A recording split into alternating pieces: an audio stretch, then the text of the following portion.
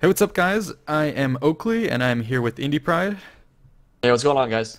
and we're going to be discussing Warhammer 2 multiplayer. This video is broken up into three different parts. The first part is just going to be discussing one of the big announcements that they're making with regards to multiplayer for Warhammer 2.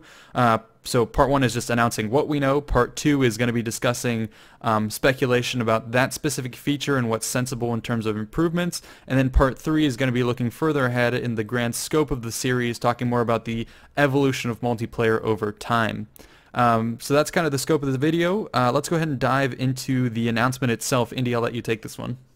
Okay, so basically, when Oakley, myself, and Pixelated Apollo went to San Francisco along with a bunch of, or not San Francisco, Los Angeles with a bunch of other YouTubers, we interviewed Creative Assembly, and one of the questions we talked about when we were discussing Total War Warhammer 2 with Sam Millen, Al Bickham, and Andy Hall, three of the employees at Creative Assembly, was about multiplayer. Obviously, Oakley and myself are very big multiplayer YouTubers. That's what we focus on.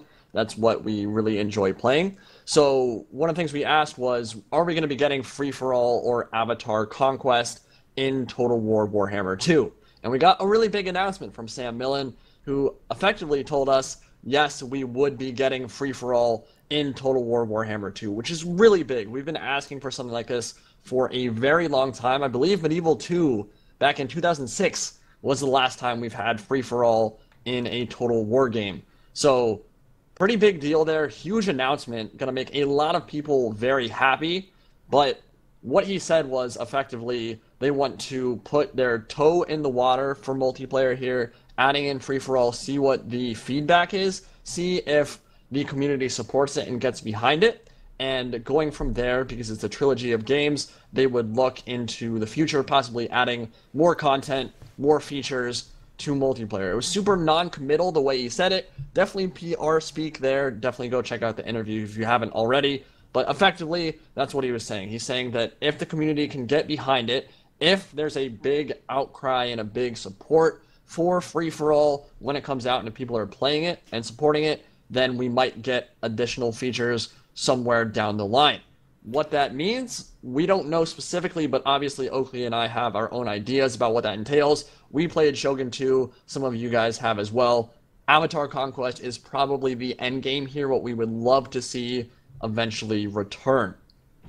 So yeah, sticking to the first one, which is just bare bones, what did they announce? Well, Indy and I, as of recording this, don't quite know anything besides what was just stated to us in that interview. It may be the case that in the next couple of days of you listening to this live, more information may come out, but at the time of us hearing about that, what they did announce was Free-for-All is making a comeback, and there's going to be some form of scored resolution to determine the winner of the match, as opposed to last man standing, and that, like Indy Pride said, this is them limiting their scope for now, but they very much expect to be able to do more in the future.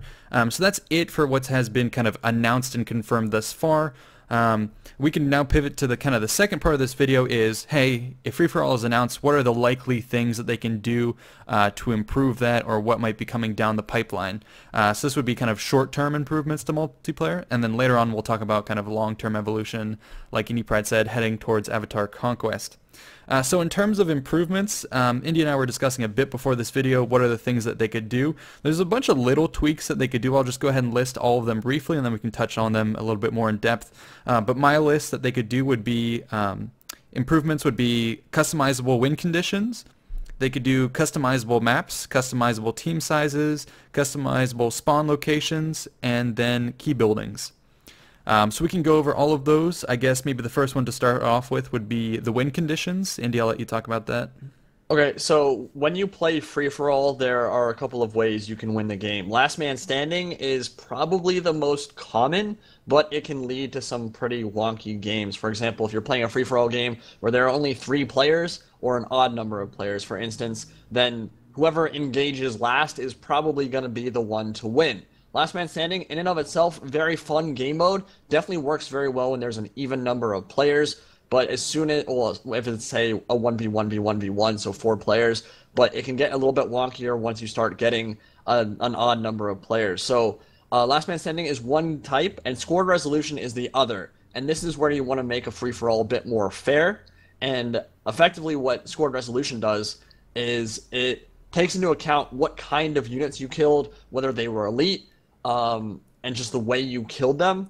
And that effectively, there's an algorithm that I don't understand at all, and it depends on what game it is. But basically, the more elite stuff and the more units you kill, the more points you get, and whoever has the most points at the end of the game will win. So say I engage last, but I have a full army left, and I only kill 200 guys, I'm probably not going to win because I killed 200 peasants. Nobody cares. Whereas someone who engaged early on, killed 2 dragons and a giant, they're going to be a lot more likely to win because a dragon and a giant will be worth a lot of points. Sam Millen in that interview explicitly said that they've done some tweaking with that algorithm to make it better. What that means compared to Medieval 2, I have absolutely no idea, but it sounds like scored resolution is going to be the default game mode for free-for-all. Whether we get last man standing or other game modes or win conditions, I am not sure yet. That has not been confirmed, but it's definitely a possibility. Yeah, I think I would love it if CA just kind of tries out a couple different options. It doesn't really matter too much if they're balanced. I would just like them to introduce more options for us and let the community decide kind of what's a favorite one. So off the top of my head, one of them could be literally embracing the fact that people like to Lord Snipe and make one of the things to win would be how many lords have you killed in this free for all, so they could literally make a gen sniping free for all game type where you just have to kill the most number of lords, or the beast slayer or something like that. They could come out with a lot of little things like that I think would be interesting and keep it fresh, and leave it to the community to see what honor rules pop up, and then use that to determine future ones and things of that nature. But I would love for them to kind of test with different win conditions.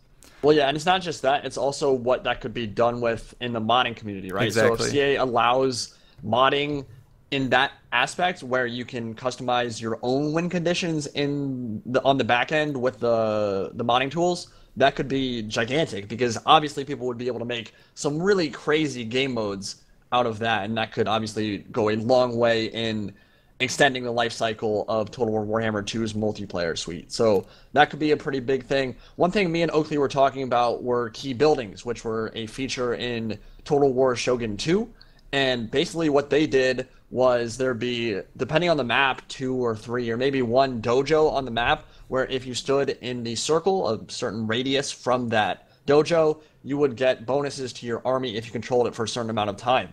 So we were discussing, in a free-for-all game, say it's a 4-person free-for-all, you might want people to avoid camping in a corner of the map and waiting until the other players have engaged. And so one way to do that is add a capture point or some kind of victory condition on a key building. So say there's an Aztec or Lizardmen temple in the middle of the city, or in the middle of a map. Basically, that's going to funnel everybody towards that location and make sure that every player is fighting for that, because they don't want to lose out on those bonuses or whatever win condition is tied to that would allow them to win the game. So key buildings could be a nice return to Total War Warhammer 2 and free-for-all battles in general. They can force people into doing certain things, and they can allow you to fight over certain terrain features that normally, if they weren't on the map, players wouldn't necessarily want to fight over. So it could definitely change the flow of battle, which could be a very good thing. Yeah, and come to think of it, I think that is honestly the natural best third choice. The first one would be scored resolution, second one would be elimination, and third one would be capture points. And I think what they would do is either a single capture point, King of the Hill variant, or maybe it would be like musical chairs capture points, where there's 1 fewer capture points than there are players, or something like that. So, obviously everyone's going to scramble for the nearest capture point and try and sit on it, but you have to control, the majority of them to win the game. Or each, holding one takes up points over time, and the more capture points you control, the more points you take up. The first one to 100 wins, something like that, which would be kind of cool. But yeah, so that's, I don't want to get too deep, but there's a lot that they could potentially do. Another thing that we had noted here was team sizes, the ability to customize that. So we didn't get to ask that question, but obviously I think what they were implying was it's going to be 1v1, v1, v1. I would love for them, and I'm sure Indy would too, the ability to have different, combinations, 2v2v2, or maybe a team of 2 and then a bunch of teams of 1, or things like that would be very interesting. Yeah, I don't know what they're going to do with the UI, right? Because in Medieval 2, when you wanted to do a free-for-all, there were 4 team slots. There was Team 1, Team 2, Team 3, and Team 4. And you basically just scrolled through, and that allowed you to pick which team you wanted to be on. Obviously, since that point, we've had a UI that only allows for 2 teams, so you would basically just switch sides.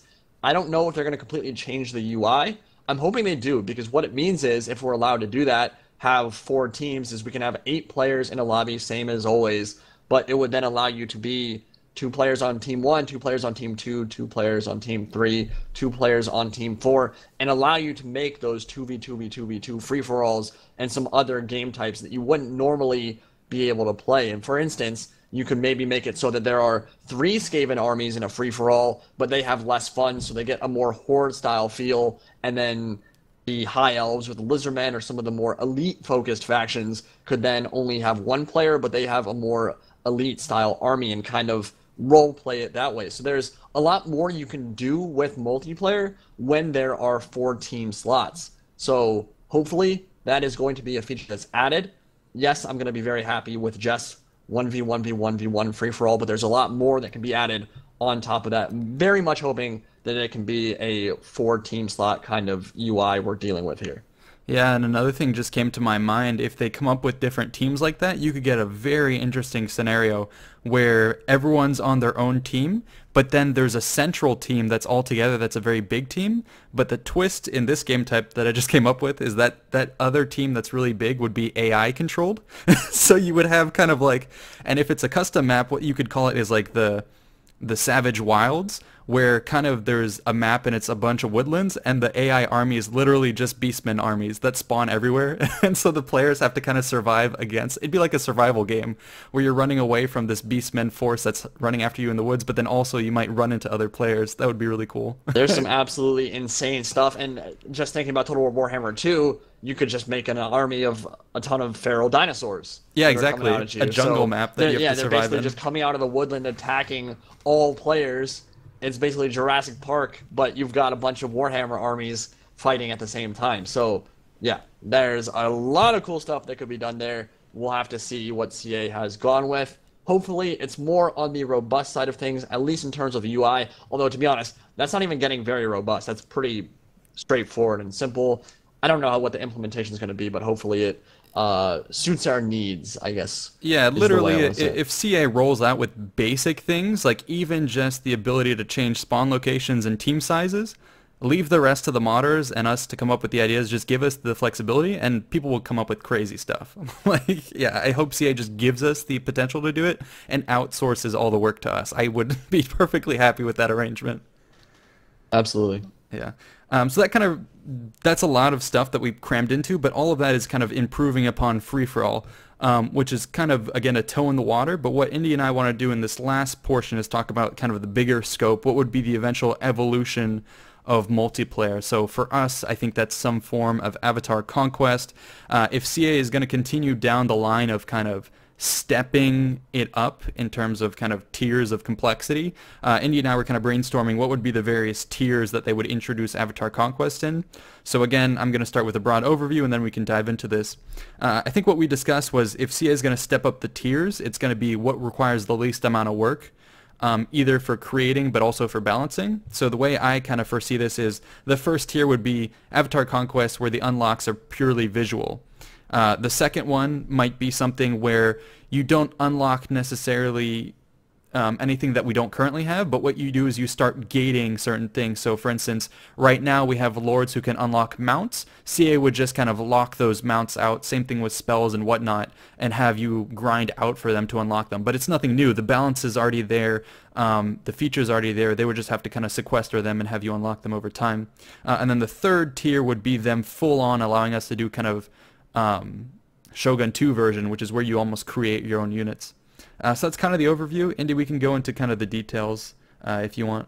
Okay, so we can start out with just the basics, which is if we believe that Avatar Conquest gets added sometime in Game 3, which is what it seems like it's leaning towards, or maybe sometime after the trilogy is over and they want to get a bit more money out of the series before it goes by the wayside or something, maybe we get an Avatar Conquest DLC. Of course, that is not even remotely confirmed. First, we have to support free-for-all, and that is going to be my first call to action in this video. We've been asking for free-for-all for close to a decade now. We wanted it in Empire, we wanted it in Napoleon, and we wanted it in all those games that came after, and finally we have it. We have to support multiplayer. We have to play this game mode. It's really important because if they go through the time and effort and energy to make free-for-all and nobody plays it, they're not going to add any more features to multiplayer. And obviously, there is a decently sized multiplayer community that plays, but an even bigger community that watches these videos. Pixelated Apollo, of course, getting 100,000 view videos left and right. It's obviously a big part of the Total War series, whether some people want to admit it or not. So, play free-for-all. Support multiplayer, support the game mode, and there's going to be a lot more likelihood that more features get added in the future. So, moving past that, what would happen if Avatar Conquest got added? Well, the first thing that we are thinking is the Army Painter. It's the most basic, it's the easiest thing for CA to implement in terms of Avatar Conquest. Give people the ability to change the colors of their units and personalize a bit. So if I want to name a Bestigor something, I can change his name around, I can change a generic Lord's name around, that kind of thing. Very basic level visual customization would be the first step. And this is obviously something we've been asking for since Warhammer 1 was announced. Army Painter is a big deal in Warhammer. It's what the tabletop was. It was all about personalizing your armies and customizing them to your own specifications. If you want to have purple orcs, you should be able to do that. Obviously, some people won't like that, but I think that most people that play multiplayer would love the option to have a Army Painter. And that's not even just multiplayer players. I think an Army Painter would be a great thing for single player as well, for those of you who want that kind of feature. So I think that's the first step. The second step, I think we get into Lord and hero customization, in that you're then able to change their visuals. So you could add a different kind of style helmet to Karl Franz if you wanted to. If you remember Shogun 2, you had a very robust suite where you could change their helmets, you could change their Mempo mask, you could change their armor, and basically their entire style, what they look like. That would be a very cool thing. Obviously, you'd want to keep the... You might not be able to do it for Karl Franz because they have a very set aesthetic and style, but certainly for the traditional, like a just regular generic Glade Lord or a Black Orc General, something like that, that could be definitely doable. And then the other side of that are stat changes. So Karl Franz, for example, has multiple magic items. He has the Reikland Runefang. He also has Galmaraz. You can choose which one you want to bring to the battlefield, and his model would change depending on which weapon you chose. So the Reikland Runefang might be great for dueling and give him the duelist trait, and then whatever other stats it gives him in the tabletop, it'd kind of flesh that out and determine what kind of abilities that the Reikland Runefang would give him. Or he could bring Galmaraz, get a bunch more armor, piercing damage, blah, blah, blah. There's a bunch of different stat changes depending on which weapon you decide to bring. And the functionality behind that could literally be ripped straight out of campaign, where you're ranking up your lord by doing quests. So you're unlocking mounts, you're unlocking stat bonuses for your lord, different things like that. They could almost straight up rip it out of the campaign, I would think. Yeah. And there's a gigantic amount of magic items and weapons that are already in the game. There's obviously a pool of generic items that like any legendary lord can get, and then there are the specific ones that you attach to specific legendary lords and heroes. So I think adding that kind, it doesn't have to be super robust, but adding that kind of feature where you're able to customize your lords and heroes to your own specifications before the game would be nice. Obviously, we already have that to an extent in multiplayer. I'm thinking a bit more robust than that.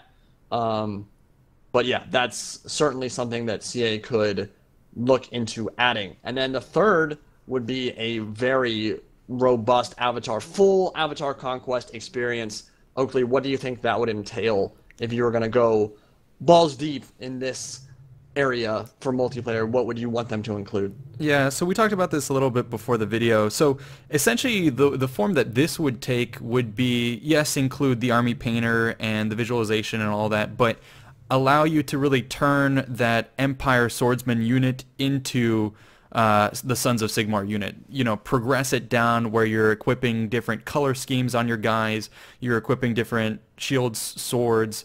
As you're teching your guys up, you can invest the experience into armor piercing or magic damage or maybe even unit size, or perhaps tack on musicians, people who will buff your leadership, little things like that, where you're really creating your own units, essentially in the form of regiments of renown. So that's what I would think, where you're creating essentially your own regiments of renown, very much a la Shogun 2. Throw on top of that a couple other things that they could do when you get to this full-on Avatar Conquest. Another thing they could do would be kind of not just the units, but also what are you bringing for your army itself. So in Shogun 2, they had the different, I can't remember what they're called, but the battle cards essentially that gives you kind of general... Retainers, exactly. That gives you general stats for your army. I could easily see them implementing that for chaos, bring a certain mark of chaos that buffs all your troops. Or what they mentioned is that there's this thing that's a variant of magic, which applies to your whole army for Warhammer 2. It's essentially called army abilities, and it's kind of, it allows you, it's basically got a global cooldown. You can use it only a certain amount of times, and it does really cool stuff. Like, I think it was for... Krokgar, he had the ability to raise cold ones anywhere on the battlefield. So that would be something that before the battle starts, you can unlock these things and bring them kind of as your cards to enhance your army in the battle. And so people would be able to add that as another kind of dimension to the battlefield. So that's kind of what I envision. I think you and I had discussed balancing and the pitfalls of Shogun 2, so maybe we could get into some of that. Yeah, we'll get into that in a second. One thing I wanted to add was one thing that people have been asking for and is a big part of Warhammer Tabletop are battle standard bearers and musicians. Oakley touched on the musician part of things. So yeah, being able to add something like a battle standard bearer, a specific specialized unit leader inside a unit could be a very cool addition to the game. Add something like a Man-Bane standard that reduces leadership by 6 or 8 in an AoE, something like that. It just adds a lot more replayability. Being able to customize your units and personalize them to your own specifications adds a ton of replayability and will bring players back. But one of the pitfalls of Shogun 2's Avatar Conquest, and this was certainly something that I've heard many people complain about, that it turned the entire game mode off from them, was that there were some grindy and negative elements. So one of the big issues with Avatar Conquest was a lot of newer players felt like they didn't have the same chance of winning as their opponent. It wasn't just that they were more experienced at the game, it was that they had unlocked these powerful retainers and powerful stat boosts, melee attack, melee defense on their units, that they felt like they couldn't necessarily compete with. So I think the grinding kind of needs to get thrown to the wayside. I loved the ideas of Shogun 2, but it was not perfect. Avatar Conquest was far from perfect in Shogun 2. So some ways they could change it was, for example, it would sometimes take 20 or 30 battles to get a unit to rank 9. It would take a very long time, a bunch of XP to get them to that point where they had all of their upgrades unlocked. So one way they could get rid of that grind is by lowering that XP threshold substantially, so that players only need to play maybe a handful of battles before they've maxed out a unit. Oakley and myself have kind of been toying with the idea of keeping it like it was in Shogun 2, where you take a point and put it into something specific, like melee attack or melee defense or charge bonus, or CA could go with a new kind of route, something that we're calling specialization, where a maxed out unit that has full XP picks a specific specialization that gives it fear, or gives it magical attacks, or gives it higher weapon damage, or something that it specializes in, but you can't go for an all-around unit like some level 9 units were in Shogun 2, where you could get max attack, max defense, more charge bonus, and fear on top of that. The specialization might make it a little bit more balanced. Again, balance might be one of those things that's tough for CA to handle in Avatar Conquest, but when everyone has access to the same tools and it doesn't take a super long time for them to get there, then yes, the meta is going to develop, but everyone will have access to that same kind of meta, so it wouldn't necessarily be a bad thing for the game. Another thing about Shogun 2 that some people didn't like were the random drop retainers, and they were kind of an issue because some people felt like they never dropped any of those top tier retainers like World Weary or Blade Master that gave them a bit of a disadvantage if they didn't have it before the game even started, and that's not a good feeling to go into a RTS game and know right off the bat I'm at a disadvantage to my opponent, even if it wasn't necessarily a huge disadvantage. Just knowing, yeah, I might lose because of that -3 melee attack or whatever, that could be kind of annoying. So CA could just have a huge bank of retainers and army abilities, those global abilities we already talked about, available to all players, and it might only take a handful of games, maybe 15 or 20, to unlock all of the retainers in that pool. So there's at least some sense of progression there, but there's not this gigantic learning or XP curve that prevents players from jumping in to the game mode in the beginning. So with all that said, what else do you think might be a good implementation for Avatar Conquest, Oakley? What else do you think they should add if we're going balls deep with Avatar Conquest? I'm not too sure about anything super new, but I think the incorporation of Regiments of Renown was something we were discussing, where I think Regiments of Renown would be a cool way for them to figure out balancing. So one of the things we were discussing is, okay, you have to do at least a little bit of a grind to create your own specialized units, which would be one route. And so say that would allow you to create, say you're going to upgrade Empire handgunners, you can create your own specialized handgunner unit by grinding it. So that's someone who plays a lot of multiplayer. It would take them, I don't know, maybe a dozen games to get the fully teched up guy. And that would allow you to craft a very specific version that has good reload rates and does, I don't know, flaming damage somehow. So in order to compete with that, the new player would just jump directly to using a Regiment of Renown unit, the Silver Bullets. It's also got better reload rate, better accuracy, but you're forced down a specialization where it does magical damage. So I think that's kind of a cool way where they could balance out the needs of a new player to have high-tier specialized versions of units versus someone who wants to grind out a little bit to get a slightly more niche role for their force. And one isn't necessarily that much better than the other. They're both more cost-effective versions of something, but one gives you more control, but the other one is still pretty powerful and fills its own role. So I think that would be kind of a cool way to implement it. Those were just kind of my 2 cents on that. Yeah, so at the end of the day, remember, this is Warhammer, and it's really important to make sure that all the armies and the factions, the unit rosters, still feel like those factions. So you don't want Empire players carrying around a Beastmen Manbane standard or something like that, because that, one, it contributes to a meta evolving where everyone's always picking the best stuff, which is going to happen anyway, but you don't want it where it's crossing over between factions. You don't want Vampire Counts players using Galmaraz. Like, obviously, it has to still feel like Warhammer, and you still want the units and the lords and the heroes and the magical items they can bring to match up to that specific faction. But at the same time, with the specializations and with the increasing of stats and stuff, you want to keep it relatively toned down. You don't want it to be a point where you're getting 80 charge bonus on an Empire swordsman, right? Like, that would be really stupid. So everything needs to just fit with the basic universe that has already been created, with the multiplayer experience that's been created, but just give players a bit more options, a bit more personalization, a bit more customization that allows them to field an army the way they would like to field. Obviously, there are rules in tabletop that help with that, and shifting the multiplayer suite and experience over to tabletop a little bit more, where there is that personalization, where there is that pre-game ability to change units around a bit.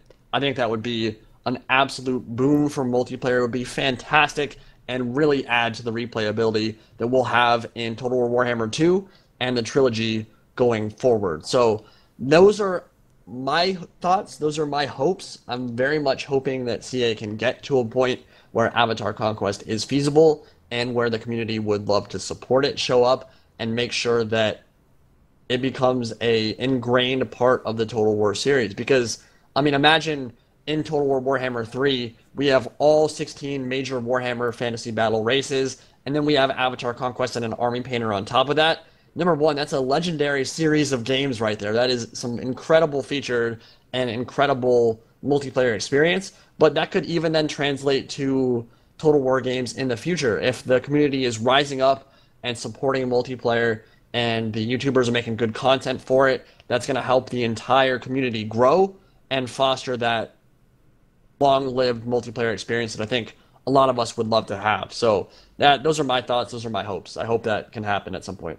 Yeah, and we've kind of towards the latter end of this video started to get our hopes and dreams up pretty high. But I think CA's shown a willingness to try and at least meet us halfway. And even if they only meet us a quarter of the way, in this case for multiplayer, I think we outlined how even some bare bones things when it comes to free-for-all and an army painter would still bring a lot of value to the table. So yeah, I really expect good things from this. Whether or not we get the full suite or not, I think it's going to be very exciting nonetheless.